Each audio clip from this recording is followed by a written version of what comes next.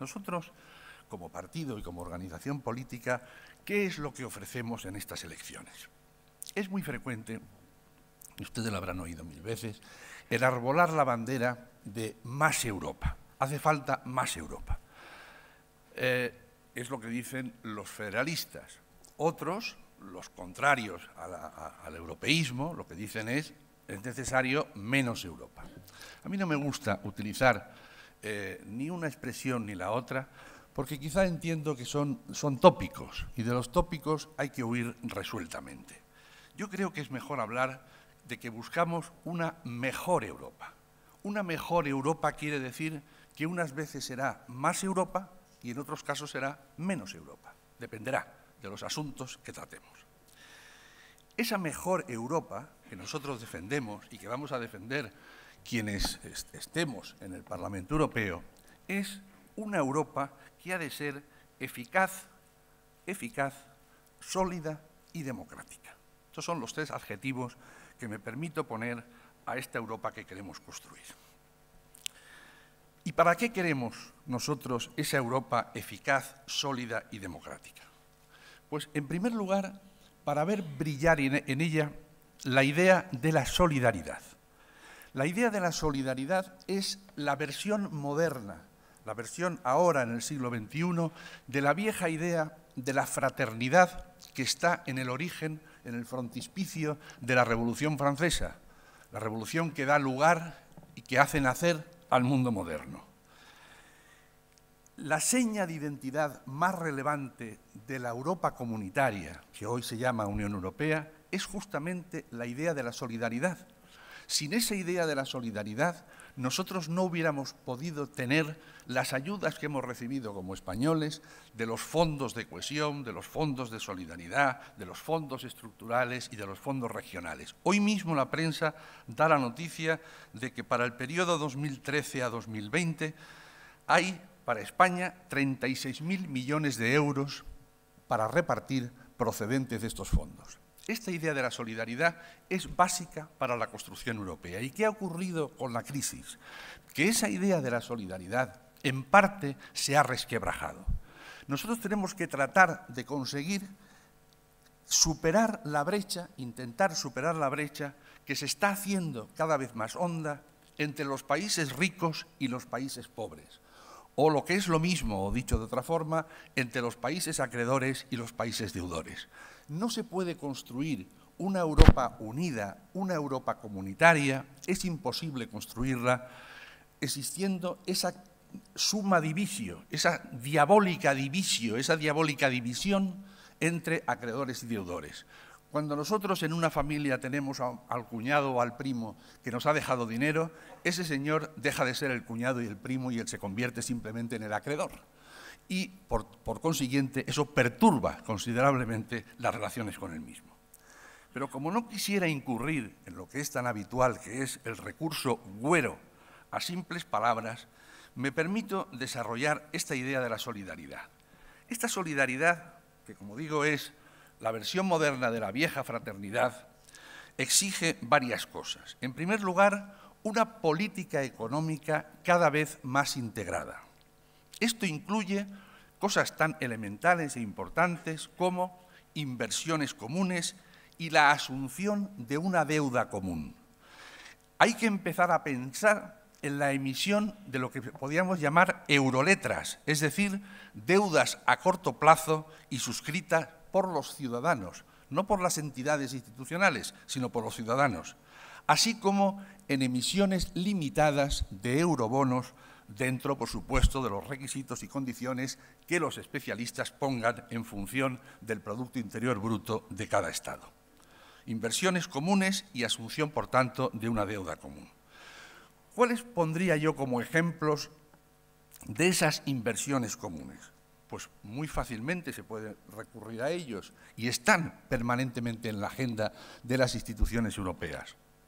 La política de telecomunicaciones, la política de transportes, la política de energía, la política de desarrollo rural y ganadero, los planes forestales y la investigación. Yo he tenido el privilegio, por haber estado 5 años en la Comisión de Industria y Energía e Investigación, de ver cómo se han desarrollado las infraestructuras energéticas. El mismo informe básico de la red de infraestructuras energéticas que se está construyendo ahora en Europa lleva mi apellido y mi nombre en el Parlamento Europeo. Y ahí concebimos un sistema de conexión de las redes energéticas que es absolutamente fundamental para constituirlo como columna vertebral de Europa. Una columna vertebral cuya importancia se está poniendo de manifiesto ahora justamente con la crisis con Ucrania y las relaciones con Rusia. Es importantísimo, y lo mismo ocurre con la investigación. En este momento, en el plan que hemos aprobado de investigación hasta el año 2020, la Unión Europea ha puesto encima de la mesa 75.000 millones de euros para hacer frente a los proyectos de investigación que pongan en marcha los investigadores y las personas interesadas desde las universidades, institutos especializados, etc. ¿Cómo se alimenta esto? Esto se alimenta con dinero procedente de las instituciones europeas, estos 75.000 millones que hablo, y también, naturalmente, de los Estados. Esto no podemos olvidarlo. En España, ¿cómo se puede conseguir dinero de una España empobrecida? Pues hay que rebañarlo de donde sea, pero sobre todo hay que hacer frente a una reforma estructural de las administraciones públicas para aligerar el número de administraciones públicas, sobran administraciones públicas en España, y además combatir vigorosamente el fraude fiscal. Preciso la alusión que acabo de hacer porque me interesa a los planes forestales. Proponemos fijar como objetivo el incremento de la masa forestal europea en un 1% cada año. Y para ello, junto a ayudas directas de la reforestación, deberá destinarse en las obras de infraestructura pública o privada que se realicen un 1% a este objetivo. Con ello se daría un paso importantísimo en la lucha contra el cambio climático y en la reducción del CO2, más allá de las propuestas y medidas que ya están en vigor. Esto ya existe en algunos estados, pero se trata de generalizarlo. Dentro del epígrafe de la solidaridad, debemos incluir las medidas indispensables para impedir la regresión que se está produciendo ahora con motivo de la pauperización de la sociedad, la regresión en la prestación de servicios sociales y servicios básicos, entre ellos el suministro de agua y el suministro de energía. Han de ser servicios y han de ser configurados como servicios universales y, por tanto, será obligado imponer la prohibición de cortes de estos suministros a las familias con menos recursos.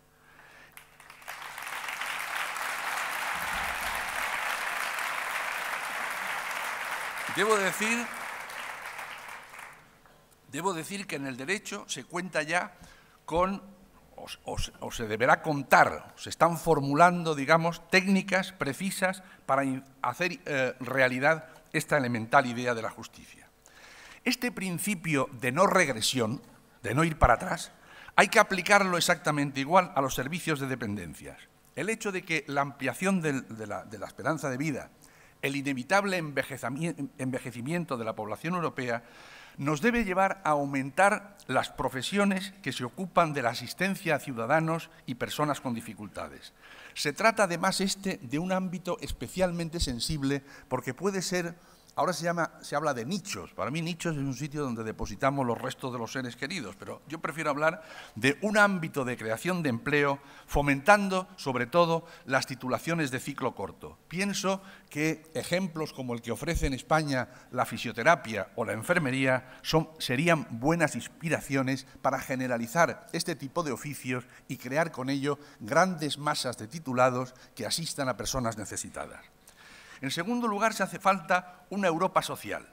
La creación de empleo, el empleo no nace del techo, la creación de empleo está ligada a la política de inversiones de las que ya he hablado y a la movilización de todos los recursos existentes, tanto en las instituciones europeas como en los Estados, que hay que rebañar todo aquello que se tenga, sobre todo en las instituciones europeas, en los planes, etcétera, para crear un macro plan de fomento del empleo, no solamente del empleo juvenil, del que siempre se habla, sino del empleo para todos. Estamos hablando también de personas de más de 45 años que tienen dificultades tan grandes o mayores para encontrar empleo que los jóvenes.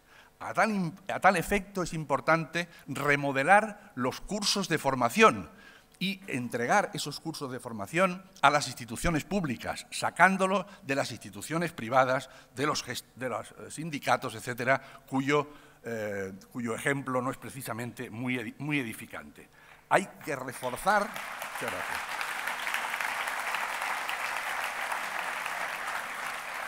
Hay que reforzar el Fondo Social Europeo, que es un fondo muy importante en la lucha contra el desempleo.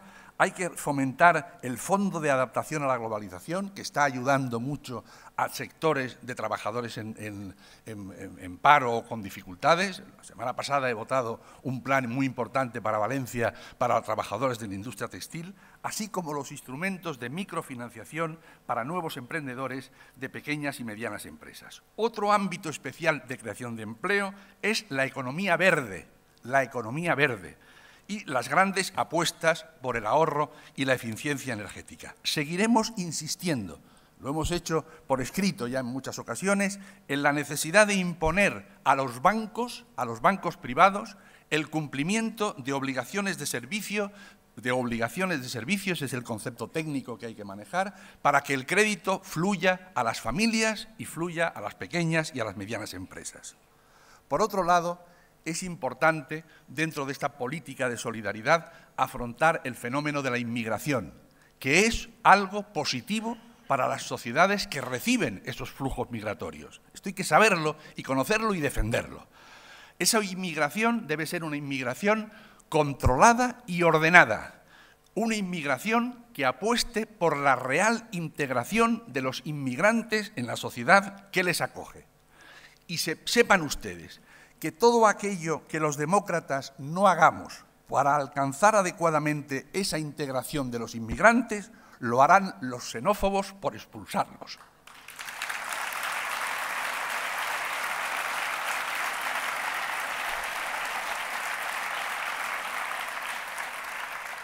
He empezado hablando de una Europa sólida, eficaz y democrática. La solidez de esa Europa con la que yo sueño y con la que soñamos en UPyD y vamos a hacer una realidad, está emparentada con el refuerzo de sus instituciones comunes, de la Comisión, del Tribunal de Justicia, del Parlamento, del Comité Económico y Social, Enrique, y con la huida del pensamiento fragmentado y retrógrado de los nacionalismos.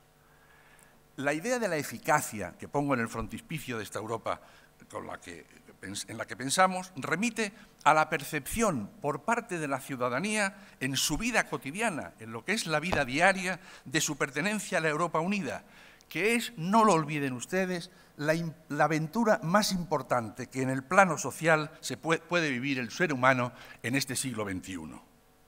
La democracia, una mayor democracia, exige corregir las desviaciones que en el gobierno de Europa se han producido en los últimos años como consecuencia de la crisis. Esta crisis ha creado enfermedades en el sistema democrático como son, en primer lugar, el fortalecimiento del Consejo Europeo, es decir, de los jefes de Estado y de Gobierno, del Consejo de Asuntos Económicos y Financieros, del ECOFIN, y del Banco Central Europeo, por no contar con instituciones extrañas a la Europa como el Fondo Monetario Internacional. En segundo lugar, se ha producido, y esto también es muy peligroso, un parcial abandono de los instrumentos comunitarios europeos y su sustitución por mecanismos y acuerdos entre los gobiernos, mecanismos y acuerdos intergubernamentales. Es decir, se camina en la dirección contraria a lo que exige una adecuada construcción europea. En tercer lugar, se ha vivido y se vive un oscurecimiento parcial de las funciones del Parlamento Europeo como institución plenamente democrática. ¿Por dónde van nuestras propuestas como organización? Van por corregir estos tiros desviados que ha producido la crisis, volviendo en primer lugar al método comunitario, en segundo lugar, fortaleciendo la participación del Parlamento Europeo y, por lo que se refiere al agobiante Consejo Europeo, nosotros proponemos de una manera un poco, desde luego, valiente y yo diría que incluso agresiva, proponemos la desaparición del Consejo Europeo de la lista de las instituciones europeas. Porque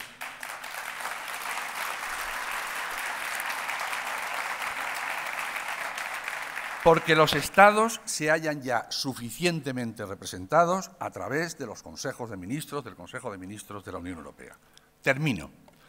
La niebla de la economía, de las deudas, de los cuadros macroeconómicos, no deben hacernos olvidar la dimensión cultural de Europa, en cuya rica tradición deben anclarse las mejores de nuestras iniciativas, porque desde que Europa emerge en la Edad Media como civilización consciente, es la cultura precisamente su argamasa, su fundamento básico.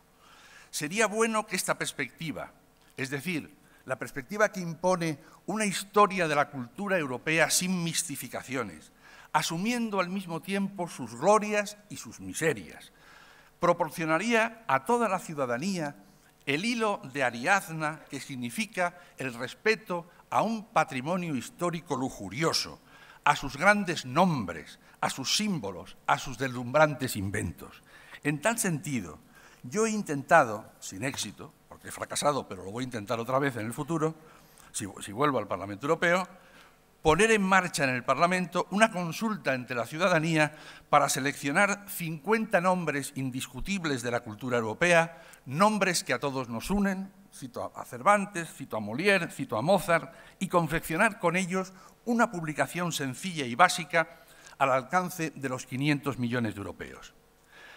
Europa debe cultivar esta identidad cultural común, y al mismo tiempo tejer, aderezar y aprestar lo que son los intereses comunes que nos unen a todos los ciudadanos como habitantes de un mismo edificio, los mismos intereses que tienen los ciudadanos que viven en un edificio de que funcione el ascensor y que esté limpia la escalera.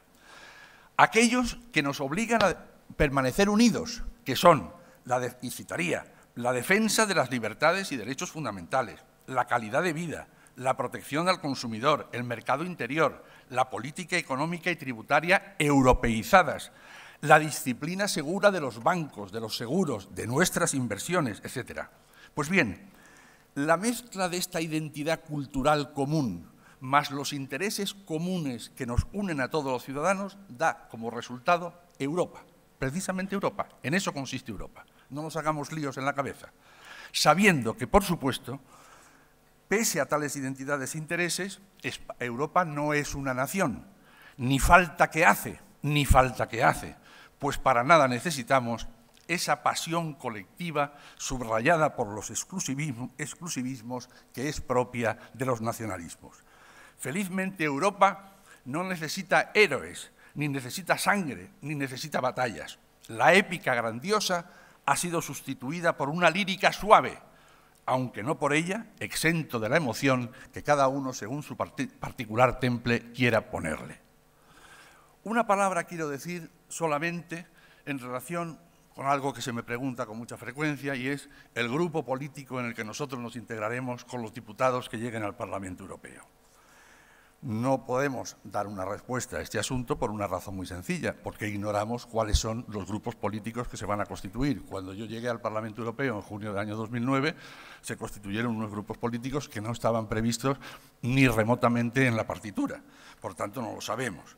Ahora bien, sí debo decir que, y decir aquí ante vosotros y comprometerme a dos cosas. Una, que seremos los diputados, serán los diputados europeos ahí presentes los que elaboren una propuesta que tendrá que ser aprobada por la dirección del partido a efectos de la integración. Y en segundo lugar, en cuanto al fondo, nuestros electores deben saber que siempre será el que nos acoja un grupo europeísta desde el que defenderemos las ideas de nuestro programa y también, con especial énfasis, la unidad de España, cuando diputados españoles separatistas, que los hay, pretendan utilizar al Parlamento Europeo como caja de resonancia de sus delirios.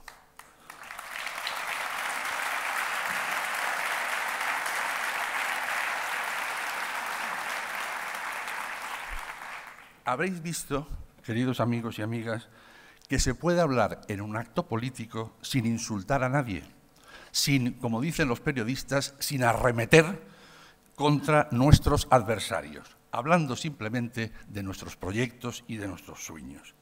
Vamos a sacar 21 diputados. Así que